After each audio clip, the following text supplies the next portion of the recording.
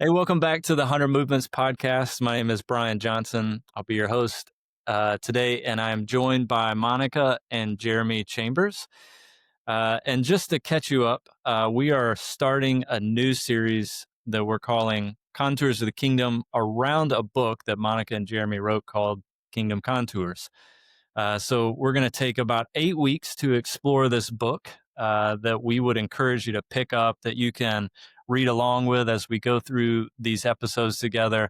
Let me tell you, our hope for this series is that this becomes a companion to the book that Monica and Jeremy wrote. So it's something that as you read and you explore these ideas, you have something to get a little deeper with the authors. And the goal of this series, again, is to take the ideas that we've explored in previous podcast episodes around the 6 elements of mDNA, and we can talk about how do we make these practical in our everyday life.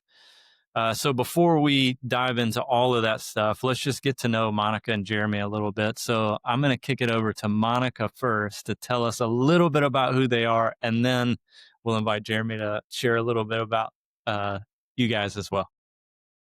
Yeah, so we currently are living in Littleton, Colorado. So it's like on the outskirts of Denver. We've been here for about 3.5 years. And that's been really cool. Jeremy had wanted to be here since he was 13. So finally, 3.5 years ago, the doors opened for us to be here. Before this, we were in Richmond, Virginia, and we were planting microchurches. So we had a network of microchurches there, and it's cool because as people have moved from Richmond, the network has expanded, as well as just like bringing in people who were doing it but wanted to be more relationally connected with others who were doing it. So, yeah, we have we have a connection point often with those people about monthly, where we're just encouraging one another. So I'm originally from Costa Rica, and then Jeremy is from Lancaster, Pennsylvania. Jeremy, anything about your family, ministry life? What got you guys where you are right now? Yeah. So my family did a lot of global church planning work in about 40 different countries, and had the opportunity to really see amazing things in tribal areas in South Africa or in India. Got to see incredible stuff in urban centers across Latin America and Africa. And I was often kind of, well, we had witnessed church planting movements where churches were planting churches that were planting churches, and things that kind of grew rapidly in scope, not always as in depth, but we still saw some really extraordinary things. And I was kind of always wondering, can we apply some of these things that we're seeing globally in the majority church to missional contexts in the U.S.?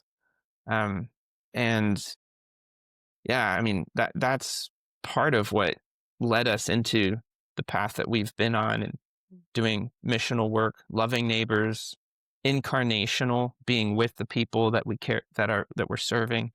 And yeah, I mean, it's been an amazing journey of unlearning some of the things that were maybe methodological overseas, and having to relearn how to be sensitive in different contexts.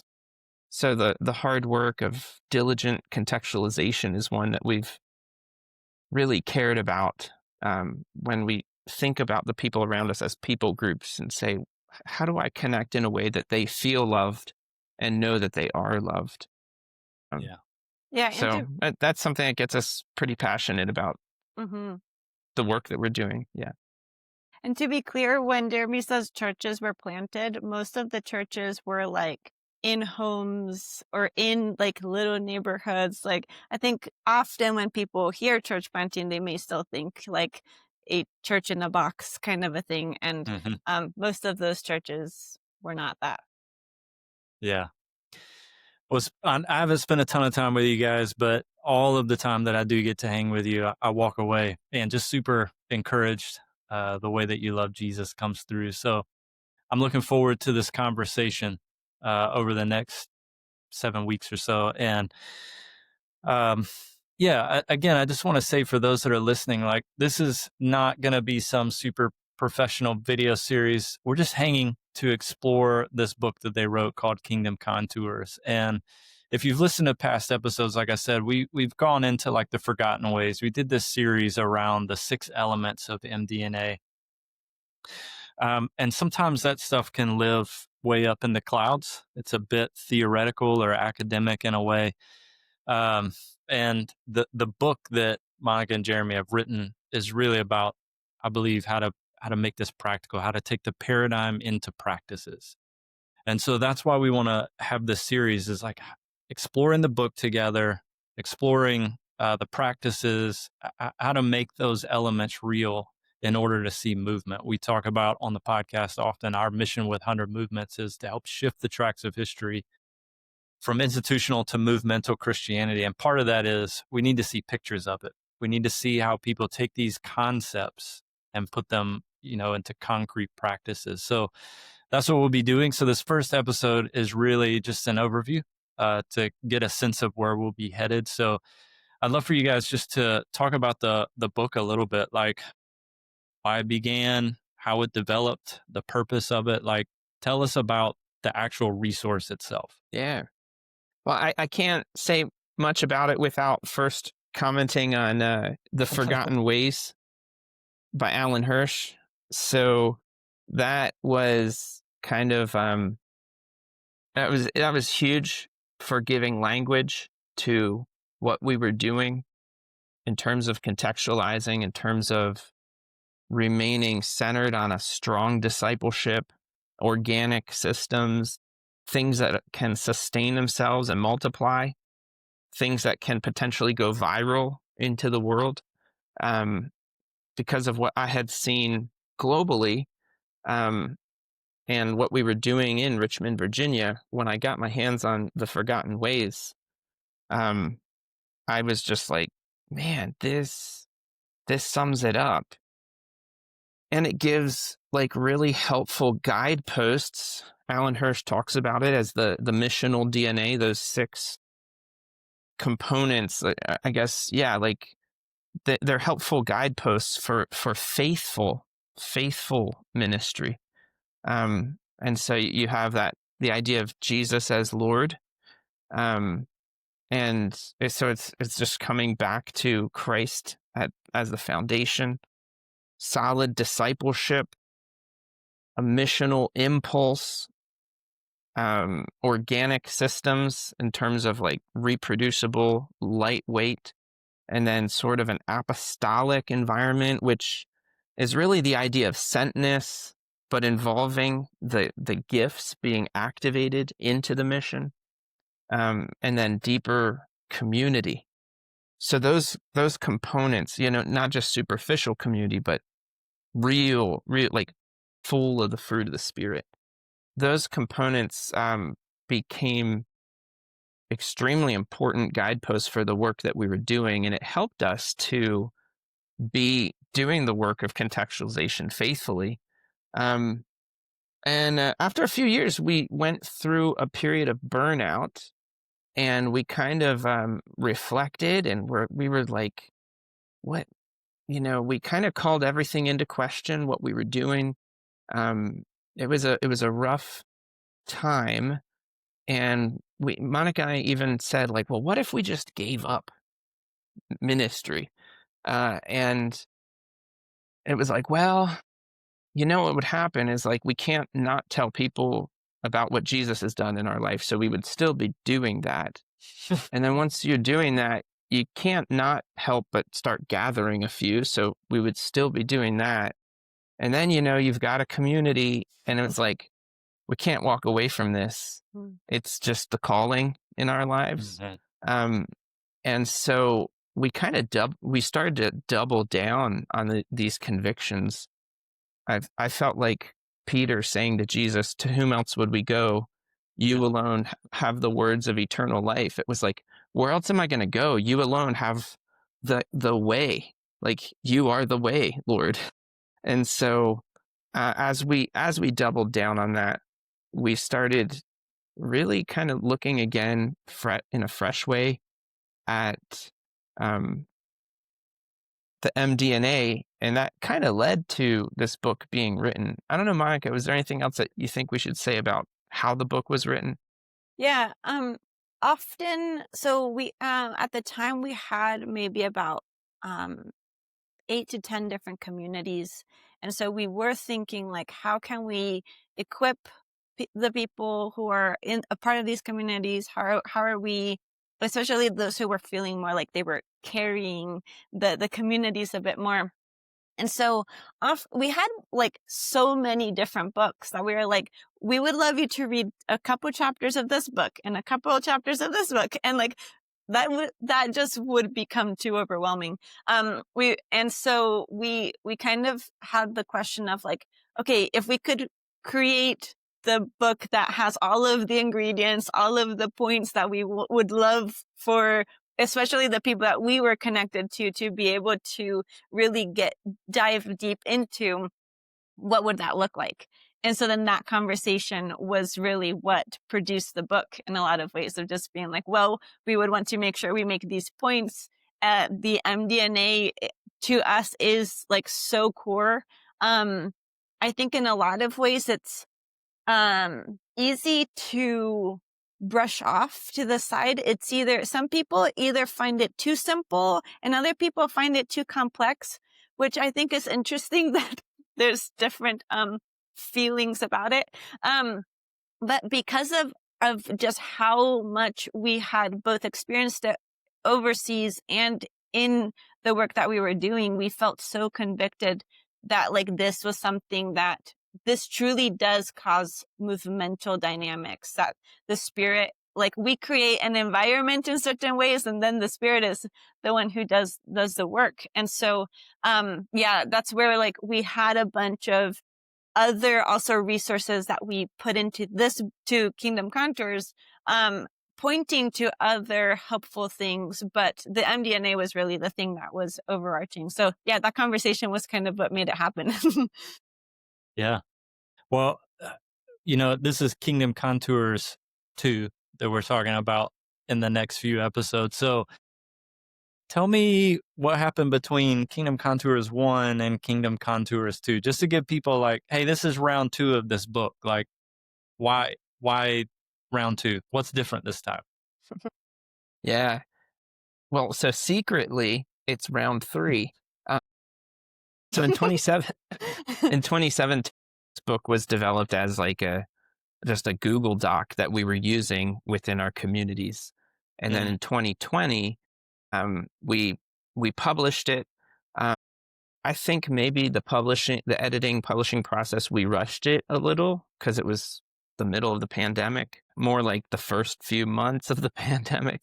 Yeah. And so we had a few things in mind of like, oh, if we could ever do this again differently, we kind of kept a list of changes we would make. We were proud of what we had produced. But then after we published The Art of Missional Spirituality, and we went through a pretty extensive editing process there, we learned a lot from the editors. And I kept saying, oh, yeah, Kingdom Contours needs these changes. We could actually majorly overhaul it and improve it, elevate the quality. And we started getting feedback from a lot of readers who were really loving it, but they're like, it's hard to find where the certain resources are in there.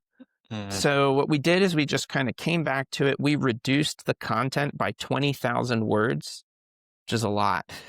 Yeah. But It was about we 20%. retained. Yeah. Yeah.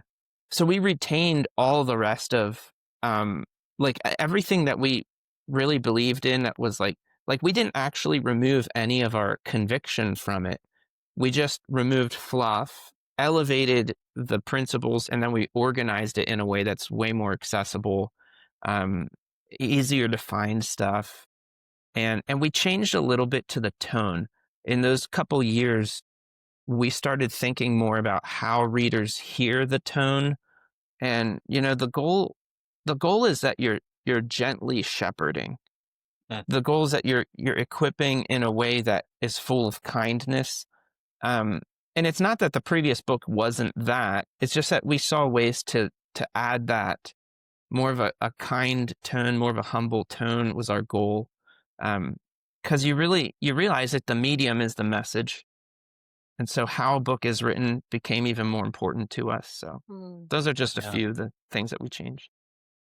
Well, Monica, I want to ask you a different question. Like, can you explain the title a little bit for us? Like, why the word contours, like how this idea goes together? Yeah. So there was a feel of the kingdom having many different dynamics to it. And so we and the publishers and a few others thought that the name Kingdom Contours, it was like we were actually in this new version, Frost gives like an amazing forward and kind of pulls from that and does say, like, as we are navigating a mountain, having a guide that can be like, this is where we are and this is what's happening, or this is where we're going, is helpful. And we actually told Mike Frost, like, you like took what we were trying to say and in like a few pages, like described it in an amazing way.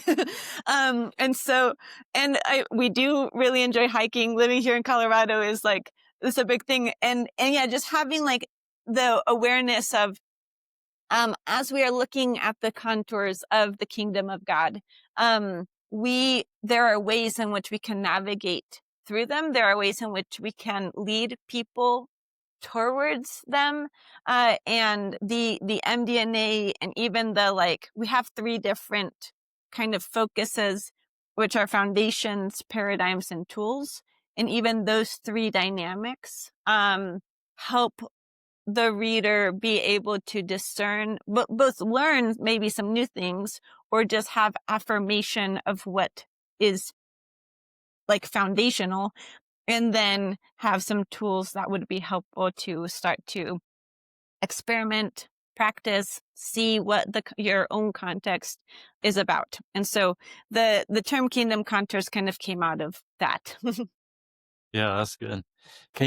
Jeremy, can you take that a little further, just explaining how you wrote, the foundation, paradigms, tools, like how that shapes each of the chapters? Just, I always think it's helpful that people have a framework for when they read. Like, well, I'll say for me, I've started doing a lot more. I listen to a book and then I buy it and read it because as I've listened to it, I'm building a framework. So as I read, I have like, oh, I know what they're doing. It just helps me in the way that I learn. But maybe set people up for like why those sections the way they are a little bit more. Yeah, for sure. Yeah.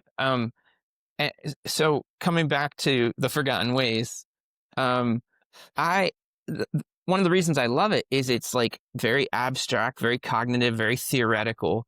And so what we're trying to do with Kingdom Contours, I'm going to pick up a book every time. I have a pile here, so I'm prepared. But with Kingdom Contours, the goal is to give people some ability to go from the abstract to the concrete. If we were to just give a book of tools, the danger is that people say, oh, I'm going to try all of this out, but they might not understand why, so they may not understand how to use the tool well. And a danger with a book that's just all theory is that people just don't know what to do with it. It takes a lot of diligent work to go from theory to practice. And so because we'd been iterating, because Monica and I both have our global background, we've seen this kind of stuff in multiple church plants globally and other types of ministries across denominations. and across so many different cultures, we were able to do the hard work of taking some of the theory, which we think of as the foundational components, moving towards the tools, which is the like practical application. But then we realized you need that middle ground, which is the paradigms that help people make the shifts or help them discern how to apply the theory in their context. So I know that's like kind of like extra cognitive there, but I'll just make it a little more simple. We think of the foundations as like the solid stuff. For example, a foundation as Jesus is Lord. As Christians, we don't really debate that. The foundations are the things that, for the most part, I mean, well, there has been debates in the past, but yeah. Let's move past this. Yeah, it's no longer 2003. So, but yeah, like the foundations for the most part are the things that the majority of global and historic Christians would agree on. There's going to be some differences, but we still agree discipleship is important.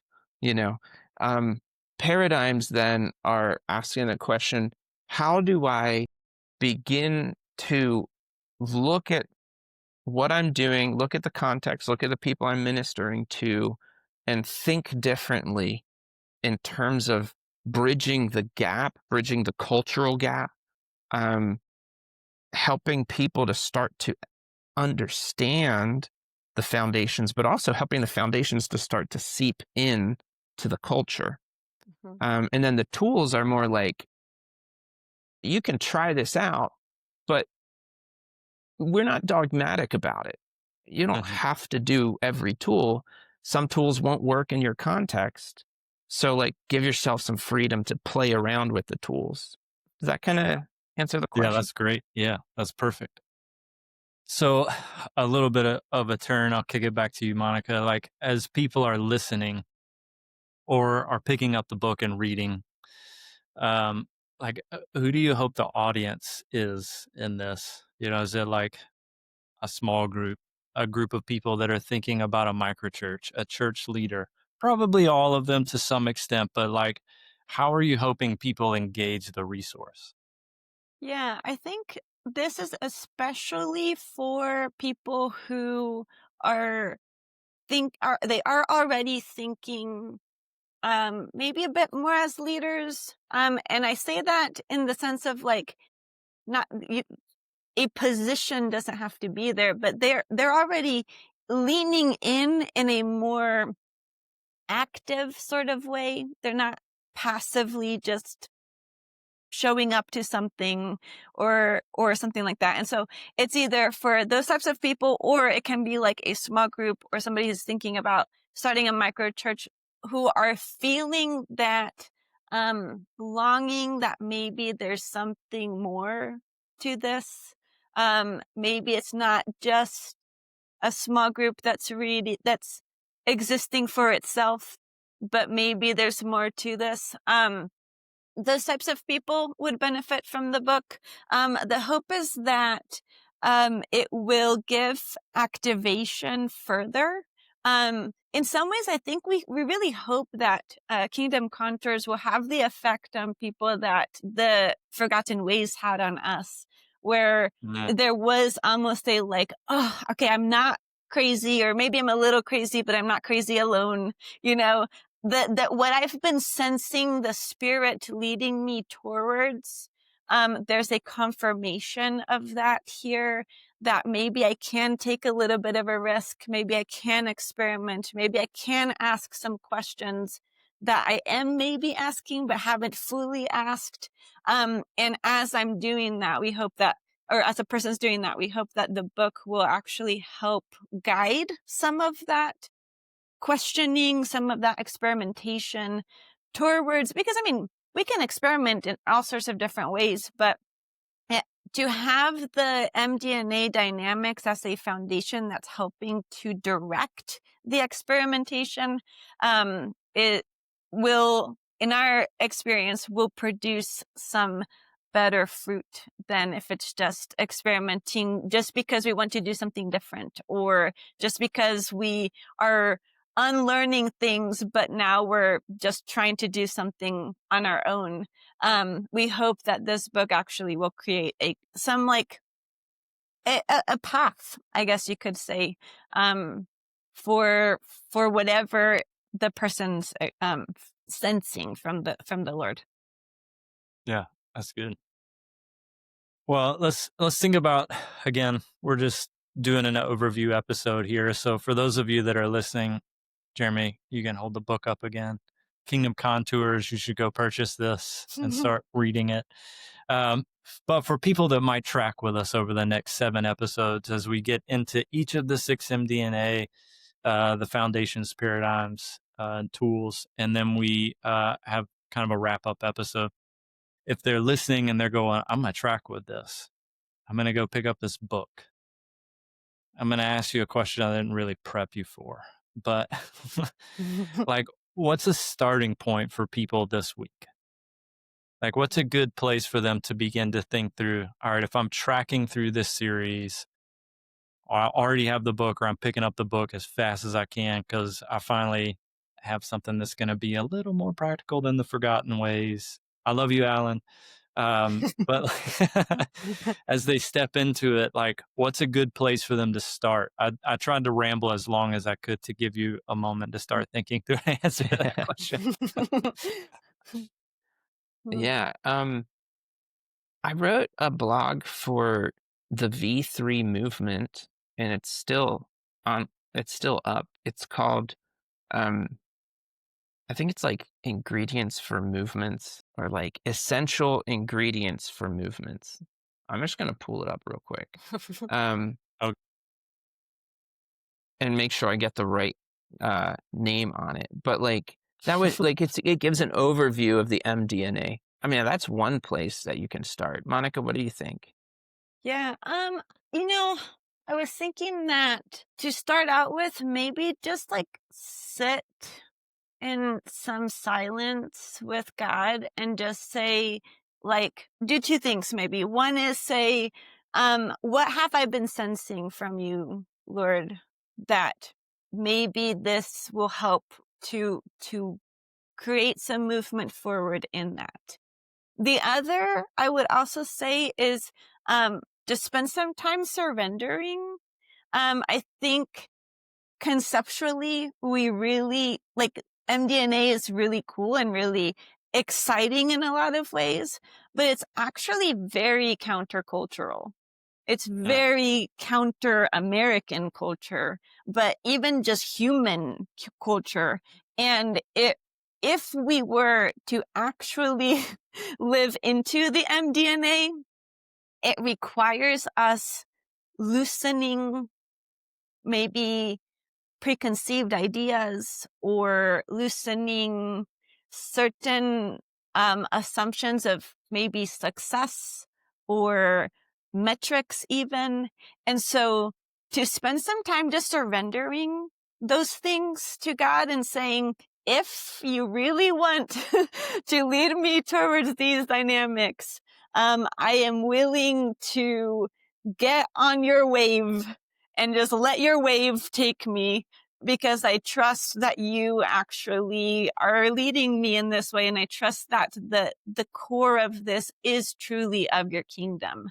And I personally think that some of the biggest kingdom movement stoppers or obstacles are often more what we bring in and what we are carrying as certain preconceptions. And so if right now, before even going down this rabbit trail, if you can at least just give it to the Lord, and also just like sense like what he's doing right now. Yeah. I think that would be a really good start. Yeah, I found it. It's called Essential Elements of Kingdom Movements. So that's So on the Google that. V3 blog. Yeah. Yeah. But just to like jump in with what Monica said, absolutely, the heart like before the Lord is critical. Kind of like drilling down into like why do I care about the mission of God? Why am I doing this? Um, and if the answer is like I love Jesus and Jesus loves me and I want people to know his love, that's a good answer.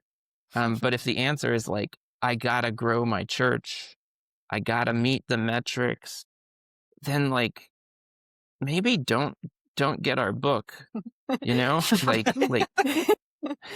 spend some time in prayer, explore that a little bit, like because there's a lot of people in ministry who they're feeling like they have to do stuff, and it's better to know why we're serving the Lord and get back to that first love. Like Jesus is our first love. Let's get back to that. And there would be a different direction that one needs to go in if you're just looking to produce results. Yeah, so like check your heart. Thank you for what you said there, Monica. Yeah. Well, I'm going to give a little invitation here as well. We're going to go 7 more episodes in this. So this is a podcast series that we're doing, but also this will just exist as a series. So if you're just stumbling onto the 100 Movements podcast, you find this episode, my encouragement is go pick up a copy of Kingdom Contours. Maybe pick up like 7 or 8 copies and just ask who wants to go on this journey with me. Carve out some time for 7, 8 weeks in a row, read through this book together, spend some time considering what is Jesus asking us to do in our context. Hey, real quick, it's important to throw this out there. Where can people pick up a copy of Kingdom Contours? Because we keep telling them to do that. Yeah, Amazon, but also I think MX Platform is the best place to buy bulk. So there's a good discount there. I'm going to tweak that because when this comes out, you should go to huntermovements.com to find the book. So